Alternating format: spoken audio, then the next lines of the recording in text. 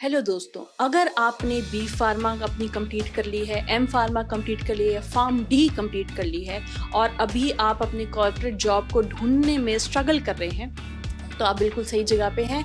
मेरा नाम है चेष्टा Sharma from Indian institute of patent and trademark new Delhi और इस वीडियो में मैं आपको बताना चाहूँगी कि फार्मा कंपनीज में अगर आप फ्रेशर हैं या आपके पास कम एक्सपीरियंस है तो आप कैसे अपना कॉर्पोरेट करियर स्टार्ट कर सकते हैं। तो आइए चलिए बात करते हैं, एक एग्जाम्पल के साथ शुरू करते हैं कि pharma companies let's say Cipla या जीएसके या serum institute of India, Torrent pharmaceuticals, आपने जरूर इन फार्मास्यूटिकल कंपनीज का नाम सुना होगा जिन्हें हम कहते हैं big pharma companies of India. तो फार्मा आपको पता है इंडिया लार्जेस्ट एक्सपोर्टर है फार्मास्यूटिकल का पूरे वर्ल्ड में, हम पूरे वर्ल्ड में दवाइयाँ पहुँचाने का काम करते हैं। तो अगर आपको इसमें कॉर्पोरेट करियर शुरू करना है तो कैसे कर सकते हैं। मैंने बहुत सारे फार्मा स्टूडेंट्स से बात करी, बहुत सारे फार्मास्यूटिकल कॉलेजेस में जाके भी मैंने लेक्चर्स दिए। तो जनरली जो बच्चे होते हैं वो सोचते हैं कि हम नेट गेट एग्जामिनेशन दे दें, लेक्चरशिप में चले जाएं या फिर R&D में चले जाएं या क्वालिटी कंट्रोल में चले जाएं।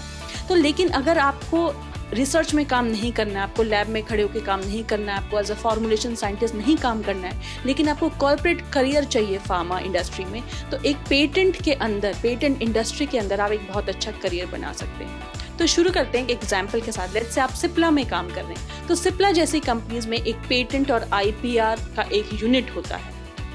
तो पूरे जो प्रोडक्ट डेवलपमेंट की साइकिल होती है किसी भी ड्रग की, उसमें पेटेंट प्रोफेशनल का बहुत इंपॉर्टेंट रोल होता है। तो पेटेंट प्रोफेशनल जो है इन पेटेंट सेल के अंदर काम करते हैं और पूरी ड्रग डेवलपमेंट की जो साइकिल है उसमें उनका कंट्रीब्यूशन होता है। कैसे? लेट्स से स्टेप नंबर 1 है कि हम सोच रहे हैं कि नया प्रोडक्ट हमें बनाना है, हमें उस पर रिसर्च करनी है। तो हम R&D टीम की मदद करते हैं कि वो किस चीज़ पे बनाना चाहते हैं। लेट्स से कि कोई वो नेजल स्प्रे बना रहे हैं, ठीक है, तो नेजल स्प्रे के ऊपर ऑलरेडी क्या एग्जिस्टिंग टेक्नोलॉजीज अवेलेबल हैं पूरी वर्ल्ड में, तो इसकी intelligence report as a patent professional आपको बनानी होती है। तो जब पूरी टेक्नोलॉजी हमारे पास सामने होती है एक रिपोर्ट के अंदर, तो हमें पता होता है कि अच्छा ये जो है ये गैप्स हैं टेक्नोलॉजी में जहाँ पे और पॉसिबल रिसर्च हो सकती है, या पुराने अवेलेबल ड्रग से हम एक बेहतर ड्रग या एक बेटर ड्रग डिलीवरी सिस्टम कैसे बना सकते हैं। तो एज अ पेटेंट प्रोफेशनल आप R&D टीम की हेल्प करते हैं कि हम एक नया प्रोडक्ट कैसे इन्वेंट कर दें जो कि प्रोडक्ट सारी और कंपनी से बेहतर हो। अब दूसरी स्टेज आती है जब हम प्रोडक्ट हमारा बन के तैयार हो चुका है और हमें देखना है कि वाकई क्या हमारा प्रोडक्ट बहुत अच्छा है। तो अब हमारा प्रोडक्ट की हम स्टडी करते हैं कि दूसरे प्रोडक्ट्स के कंपैरिजन में हमारा एक्सपेरिमेंटल डेटा कैसे बेटर है, वो क्या एक बेटर ड्रग डिलीवरी सिस्टम दे रहा है, टारगेटेड सेल्स को उसकी बायो अवेलेबिलिटी ज़्यादा है। आई एम श्योर अगर आप फार्मा के स्टूडेंट्स हैं तो आपने ये सब टर्म ज़रूर पढ़ी होंगी।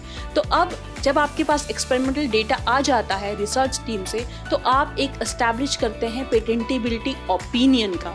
अब उस पेटेंटेबिलिटी ओपिनियन पे ये डिसाइड होता है कि हाँ हमारा प्रोडक्ट एक नई इन्वेंशन है और कंपनी एक स्ट्रैटेजी फॉर्म करती है कि हमें इन सारी कंट्रीज में अपने ड्रग को रिलीज करना है या हमें मार्केट करना है। अब तीसरा इंपॉर्टेंट स्टेप आता है कि हमें अपने प्रोडक्ट को एज अ पेटेंट रजिस्टर कराना है।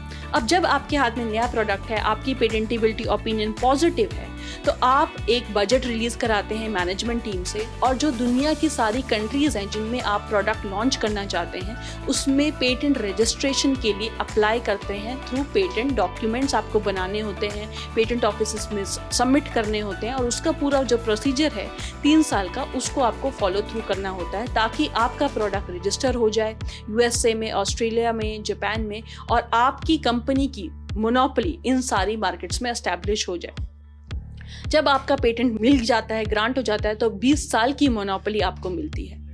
इसके अलावा एक चौथा स्टेप है जिसे हम बोलते हैं टेक्नोलॉजी मैनेजमेंट। अब आपको पता होगा कि फार्मा में नया ड्रग बनाना या रिसर्च करना काफ़ी कॉस्टली होता है, तो इसमें स्पेशलिस्ट की रिक्वायरमेंट होती है कि हम अलग अलग कोलैबोरेटर्स के थ्रू टेक्नोलॉजी डेवलप करें। जैसा आपने सुना भी होगा न्यूज़ में, कोविड की जब वैक्सीन डेवलप हो रही थी तो अलग अलग पार्टनर्स ने कोलैबोरेट किया था, जिसमें रिसर्च ऑर्गेनाइजेशन थी, ये 2 कंपनीज थी, और कोविड वैक्सीन को डेवलप किया था। तो इसे बोलते हैं टेक्नोलॉजी मैनेजमेंट। तो इसमें आपका बहुत इंपॉर्टेंट रोल होता है जब आपको एनालाइज करना होता है कि क्या टेक्नोलॉजी बेटर है, हम किसके साथ कोलैबोरेट कर सकते हैं और एक बेटर प्रोडक्ट बना सकते हैं। फाइनली जब हमारा प्रोडक्ट रिलीज हो गया है, आखिरी स्टेप में आपको देखना है कि हमारा प्रोडक्ट फ्री टू ऑपरेट है मार्केट में, उसमें कुछ इन्फ्रिंजमेंट नहीं है और वो बहुत अच्छे तरीके से मार्केट हो रहा है। तो एज अ फार्मा प्रोफेशनल, अगर आपको लेटेस्ट फार्मा इनोवेशंस पढ़ना पसंद है, आप उस फील्ड में काम करना चाहते हैं लेकिन आप लैब वर्क नहीं करना चाहते और आप एक कॉर्पोरेट करियर स्टार्ट करना चाहते हैं, तो फार्मा पेटेंट प्रोफेशनल्स की जॉब बहुत डिमांड में है। इसको आप ज़रूर देखिए, ज़रूर समझिए, और इसके बारे में अगर आप और जानकारी जानना चाहते हैं तो कमेंट सेक्शन में आप अपने क्वेश्चंस मुझसे पूछ सकते हैं और मैं आपके लिए और वीडियोस बनाऊंगी। Thank you.